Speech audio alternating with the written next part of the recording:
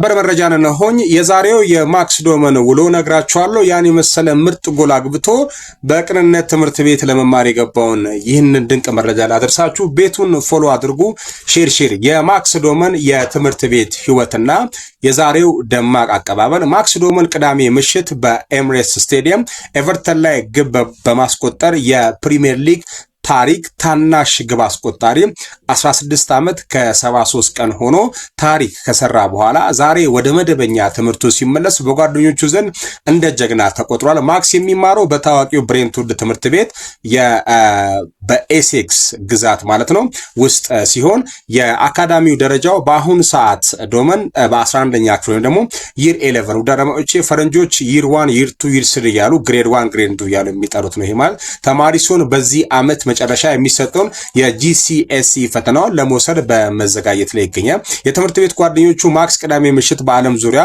በሚሊዮኖች የሚቆጠሩ ደጋፊዎች ፊት ሲያበራ ቢቆይም ዛሬ ግን በጓደኞቹ ጋር በክፍል ውስጥ ትምህርቱን ሲከታተል ውሏል። በትምህርት ቤት ቅጥር ግቢ ውስጥም ጓደኞቹ በጭብጨባና ማክሲ በሚል መፈክሮች ተቀብሎታል ማለት ነው። ልዩ ሁኔታው ማክስ በሜዳ ላይ ድንቅ ቢሆንም በሕግና ሕፃን በመሆን እና ትምህርቱን ስላላጠናቀቀ የሚከተሉት ልዩ ሁኔታዎች ይስተዋላሉ። የልብስ መቀየሪያ ክፍል በፕሪሚየር ሊግ ሕግ መሰረት እድሜው ከ18 ዓመት በታች በመሆን በጨዋታ ቀናት ልብሱን የሚቀይረው ከዋናው ቡድን ተጫዋቾች ተለይቶ በራሱ ክፍል ውስጥ ነው። ፕሮፌሽናል ኮንትራት አርሰናል ከወዲሁ የቅድመ ፕሮፌሽናል ኮንትራት ፕሪ ኮንትራት አግሪመንት ኦፍ ዶመን ያስፈረመው ሲሆን ከታህሳስ ወር 17 ዓመት ሲሞላው ሙሉ ፕሮፌሽናል ተጫዋች ይሆናል ማለት ነው።